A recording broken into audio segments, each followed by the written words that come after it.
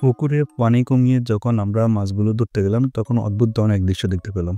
এখানে মাছগুলো লাফালাফি করতেছে। কোনোভাবে মাছগুলো পানির মধ্যে সার্ভাইভ করতে পারতেছে না। মূলত আমরা এই জায়গার মধ্যে পুকুরের খাবারগুলো দিই।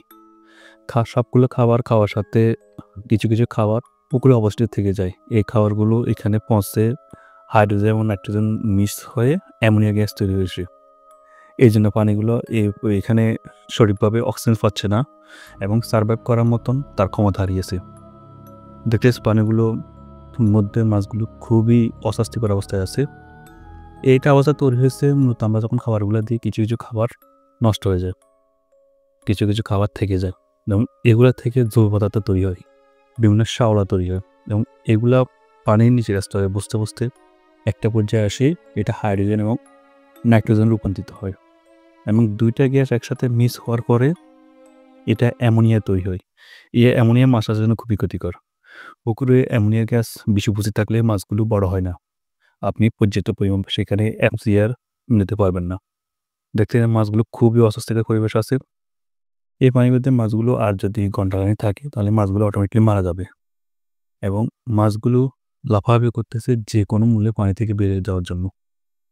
এক্ষেত্রে আমরা এই নাইট্রোজেন এবং হাইড্রোজেনের মিশ্রণে যে অ্যামোনিয়া গ্যাস তৈরি হয়েছে সেগুলো যেহেতু এই মুহূর্তে রিমুভ করা সম্ভব নয়, যেহেতু আমরা পুকুরে একদম শেষ পর্যায়ে আছি, নিগড় দেওয়া পর্যায়ে একটা মাছ দেখতে মারা গেছে। আমরা এই পানি থেকে মাছগুলোকে নতুন পানিতে নিয়ে যাব। আমাদের পার্শ্ববর্তী আরেকটা যে পুকুর আছে সেখানে ঠান্ডা পানি এবং পানিগুলোর কন্ডিশন খুব ভালো আছে। পিএইচ মানও ভালো আছে, সেখানে পানির মাছগুলো ট্রান্সফার করব। আর এইদিকে পানিটা একেবারে কম। আমাদের পার্শ্ববর্তী পুকুরে এই ফার্স্টটাই পানি অনেকটা বেশি আছে। আপনারা দেখতেছেন আমরা মাছগুলোকে ওইদিকে নিয়ে যাওয়ার চেষ্টা করতেছি। এজন্য আমরা কৃত্রিমভাবে পানির স্রোত তৈরি করতেছি যাতে মাছগুলো এখান থেকে চলে যায়। কারণ এই জায়গাটা যে অ্যামোনিয়া গ্যাস আছে, এই অ্যামোনিয়া গ্যাসের মধ্যে মাছগুলো কখনো সার্ভাইভ করতে পারবে না। আপনার যদি এরকম কন্ডিশন আপনার কাছে থাকবে, সাজেস্ট থাকবে যে আপনারা পার্শ্ববর্তী পুকুর থেকে সুন্দর এবং মিষ্টি পানি দেওয়ার চেষ্টা করবেন।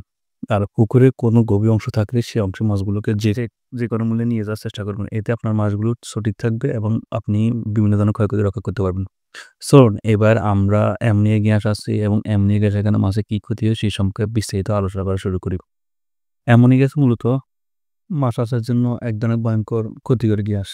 আপনি যখন একটা পুকুরে মাছ চাষ করবেন তখন সেইখানে অবশিষ্ট খাদ্য পচে বা বিভিন্ন জৈব পদার্থ তৈরি হয়ে মাছ আপনার অ্যামোনিয়া গ্যাস তৈরি হবে।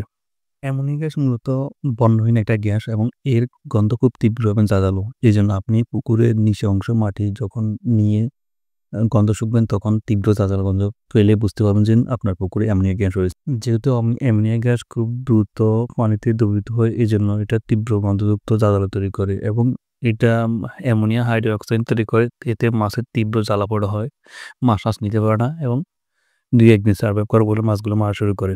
আপনি পুকুর থেকে অ্যামোনিয়া গ্যাস তুলতে হলে হররা একটা ব্যবস্থা আছে যে জালের ভিতর আপনি পাতা দিয়ে হরা টানা গ্যাসগুলো উঠে যাবে।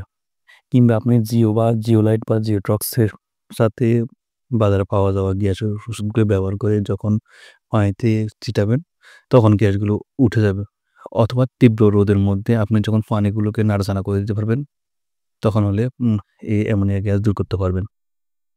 মাছ চাষে যদি আপনি সঠিক ফলাফল পেতে হয় যেকোনোভাবে পুকুরে অ্যামোনিয়া গ্যাস 0.5 পয়েন্টের নিচে রাখতে হবে।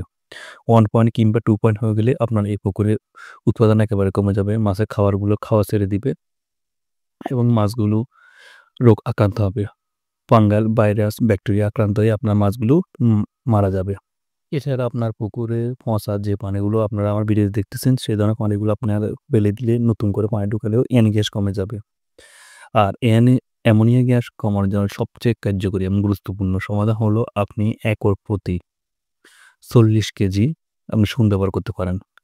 চুন যখন দিবেন পানিগুলো আপনার যে জৈবতা সেগুলো নিচে বসে যাবে এবং পানিতে নতুন অক্সিজেন সরবরাহ হবে।